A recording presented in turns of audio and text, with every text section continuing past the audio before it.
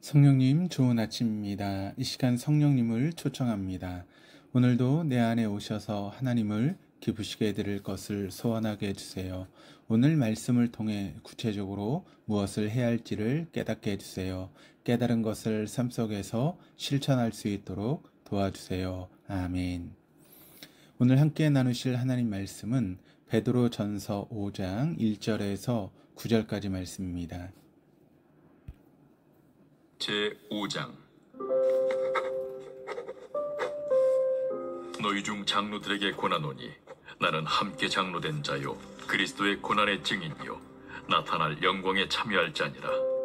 너희 중에 있는 하나님의 양무리를 주되 억지로 하지 말고 하나님의 뜻을 따라 자원함으로 하며 더러운 이득을 위하여 하지 말고 기꺼이 하며 맡은 자들에게 주장하는 자세를 하지 말고 양무리의 본이 되라.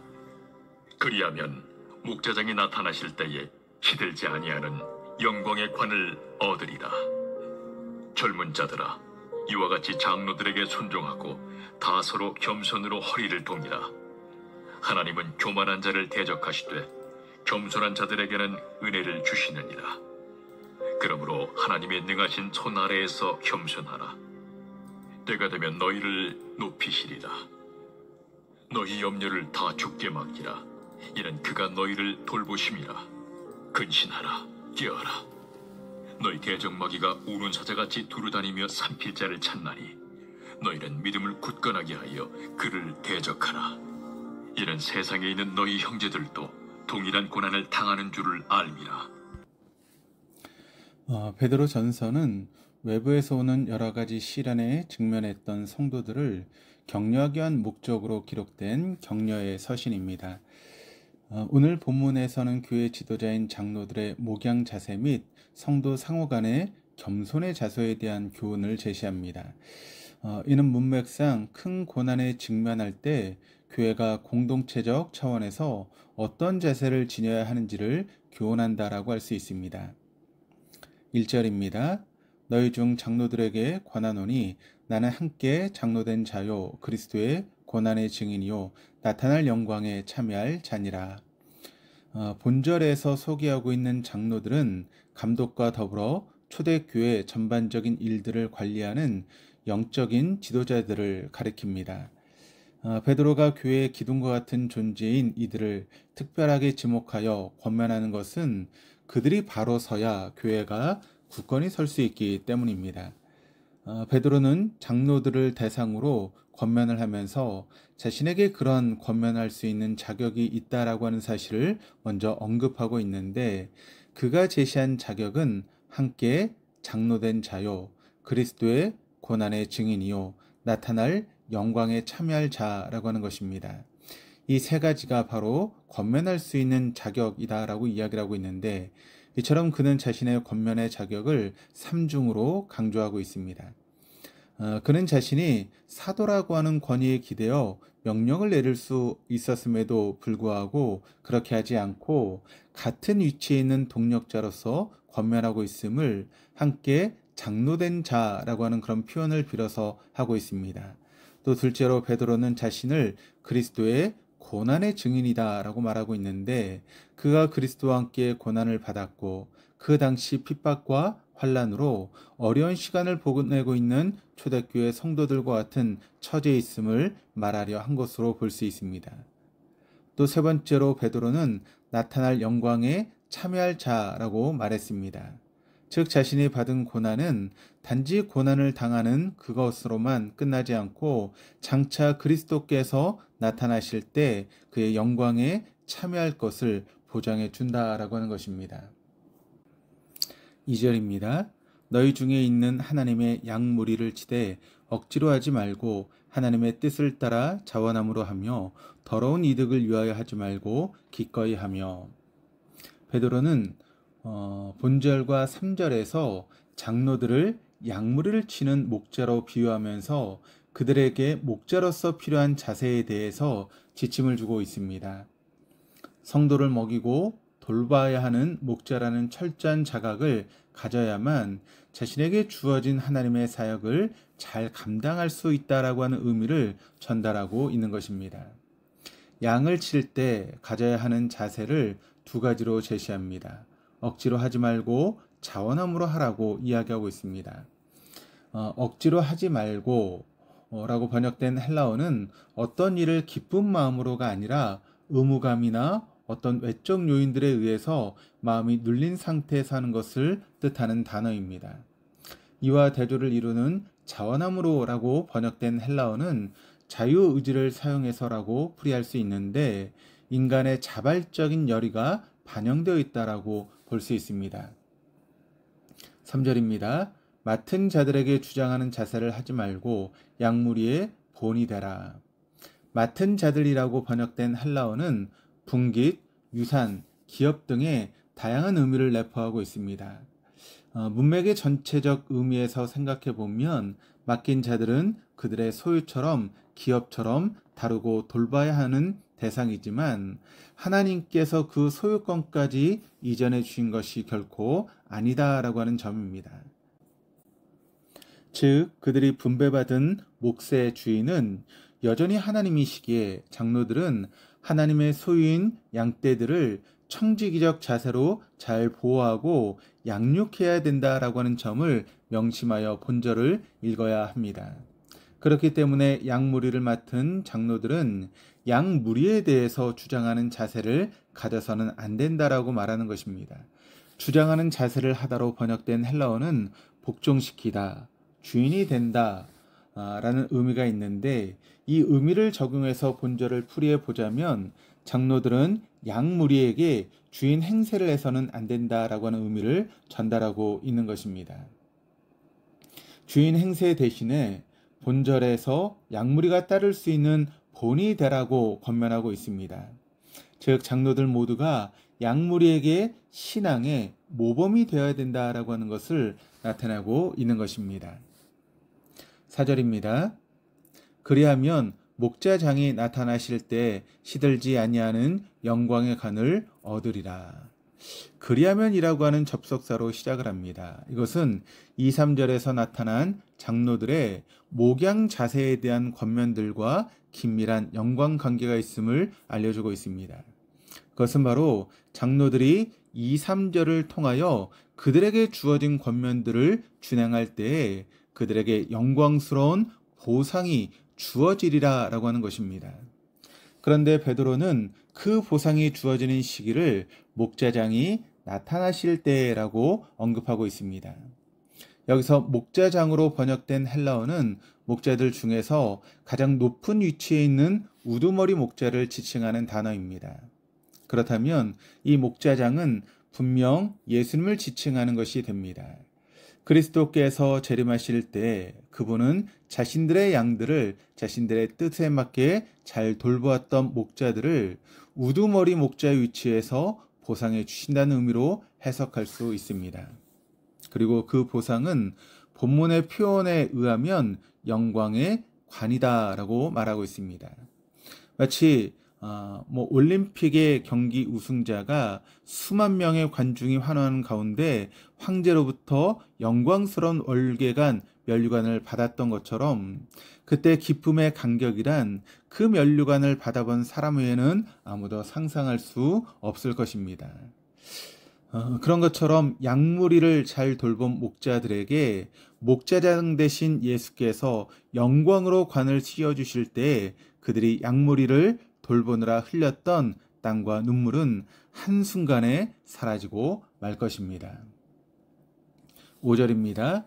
젊은 자들아 이와 같이 장로들에게 순종하고 다 서로 겸손으로 허리를 동이라.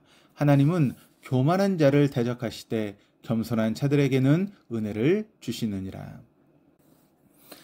본절의 헬라어 원문은 이와 같이로 번역된 호모이오스로 시작합니다. 그리고 뒤이어 젊은 자들아 라고 하는 호칭된 대상이 등장합니다. 이런 본절 서두의 상황을 종합해 보면 젊은 자들아 라고 호명된 자들은 앞에 2절과 4절에서 장로들이 그리스도의 뜻을 쫓아 자원하는 마음으로 그분이 맡기신 양들을 잘 쳐야 하는 것처럼 그들도 그처럼 무언가를 해야 한다라고 하는 의미를 나타나고 있습니다. 그 젊은 자들이 감당해야 되는 일로 본문에 소개된 것은 장로들에게 순종하고 다 서로 겸손으로 허리를 동이라라고 하는 부탁입니다. 허리를 동이다라고 번역된 헬라어는 신약 성경 중에서 이곳에서만 유일하게 쓰였으며 고전 헬라어 문헌에서도 드물게 쓰이는 단어입니다. 이 단어는 이를 위해서 작업복을 입는다 정도로 해석해 볼 수 있습니다. 아마 베드로는 최후 만찬 전 예수께서 허리에 수건을 두르시고 무릎을 굽혀 제자들의 발을 씻겨주시던 장면을 연상하면서 성도들도 그렇게 겸손을 앞치마처럼 두르고 서로를 섬기라는 의미의 권면을 전달했던 것입니다. 6절입니다. 그러므로 하나님의 능하신 손 아래에서 겸손하라. 때가 되면 너희를 높이시리라. 그러므로 라고 하는 말이 앞에서 얘기한 것에 대한 인과관계를 나타내는 접속사이기 때문에 본절은 하나님이 겸손한 자들에게 은혜를 주신다는 사실로부터 자연스럽게 도출되는 결론적인 권면입니다. 하나님의 능하신 손 아래서라고 하는 구절이 의미하는 것은 무엇입니까? 하나님의 능하신 손 아래서라고 하는 말은 하나님의 전능하신 능력 혹은 통치 아래서라고 하는 의미를 가진다는 것으로 우리가 추론할 수 있습니다. 때라고 번역된 헬라어는 하나님의 주권 하에서 하나님이 정해 놓으신 결정적인 때를 의미합니다. 즉 하나님은 모든 그리스도인을 높이시는 것이 아니라 겸손한 태도를 보인 자만을 높이신다라고 하는 것을 본문을 통해 깨달을 수 있습니다. 7절입니다. 너희 염려를 다 주께 맡기라. 이는 그가 너희를 돌보심이라. 베드로는 고난을 이기고 승리하기 위해서는 먼저 자신의 모든 염려를 주께 맡겨버리는 신앙적인 태도를 가져야 한다라고 권면합니다. 여기서 염려로 번역된 헬라어는 본래 여러 조각으로 나누다라고 하는 의미를 지닌 단어로서 마음이 나눠지는 것, 상이한 방향들로 분산되는 것을 뜻합니다. 즉, 한 가지 일에 집중하지 못하고 여러 생각으로 가득 차 있는 상태를 염려라고 표현한 것입니다. 그런 염려의 자세는 전능하신 하나님을 신뢰하는 마음이 결여되어 있다라고 하는 증거로도 볼 수 있습니다. 염려를 주께 맡겨야 하는 이유는 바로 하나님께서 우리에게 지대한 관심을 갖고 계시기 때문입니다. 즉 하나님은 당신이 구원하여 자녀 삼으신 성도에 대해서 무관심한 분이 아니라 그들이 당한 모든 처지를 아시고 살피사 그들의 모든 필요를 채워주시는 분이십니다. 8절입니다. 근신하라 깨어라 너의 대적 마귀가 우는 사자같이 두루 다니며 삼킬 자를 찾나니. 7절에서 하나님께 모든 염려를 맡겨버릴 것을 권면한 베드로는 본절에서도 성도들이 노출되어 있는 갖가지 위험 속에서 하나님을 신뢰할 것을 권면하고 있습니다. 베드로는 이렇게 그리스도인들이 정신을 바짝 차리고 깨어 있어야 될 이유를 대적 마귀가 우는 사자같이 삼킬 자를 찾고 다니기 때문이다라고 언급합니다. 대적에 해당되는 헬라어는 송사하는 자로 번역될 수 있는데 이 표현은 성도를 고발하고 참소하는 마귀의 특성을 분명하게 보여주고 있습니다. 성도가 죄를 지으면 마귀는 그 틈을 이용해서 하나님께 참소합니다.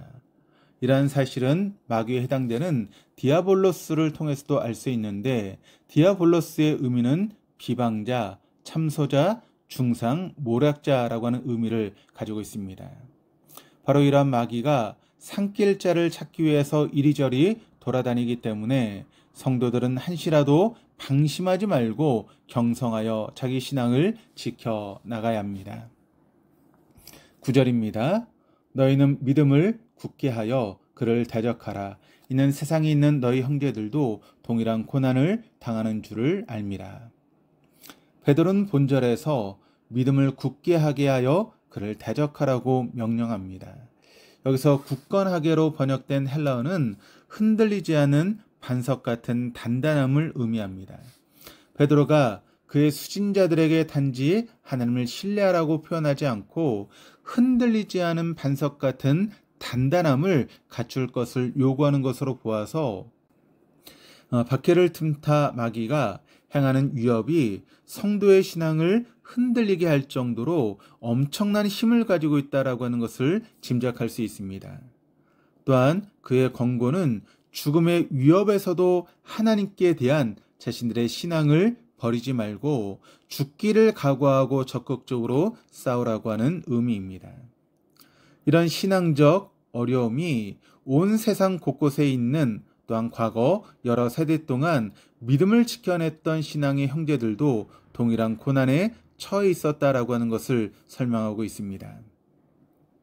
지도자들은 성도들을 하나님의 양으로 알아 더 정성껏 아끼고 돌보며, 성도들 역시 겸손으로 지도자를 높이는 상호 섬김의 삶을 살아감으로써 종말의 시대를 살아가는 자들이 어떠한 자세를 가져야 하는가를 세상에 분명하게 보여주어야 하겠습니다. 이런 삶의 원동력은 하나님을 단순히 알아가고 배움으로 되는 것도 있겠지만, 매일매일 우리가 주님과의 동행하는 우리의 일상이 큰 믿음의 시작이 됨을 잊지 마시기를 바랍니다. 기도하시겠습니다. 하나님 아버지, 한없이 부족한 저희들이지만 주께서 주의 백성으로 살아갈 방법과 자세를 말씀으로 가르쳐 주시니 감사드립니다. 저희 노력으로 이루어낼 수 없지만 주님의 은혜로 채워가며 살아갈 수 있음을 믿는 저희들이 되게 하여 주옵소서.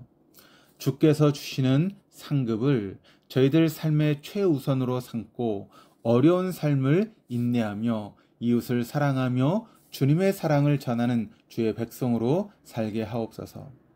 오늘도 살아갈 은혜를 내려주실 줄 믿고 감사드리며 예수 그리스도 이름으로 기도드립니다.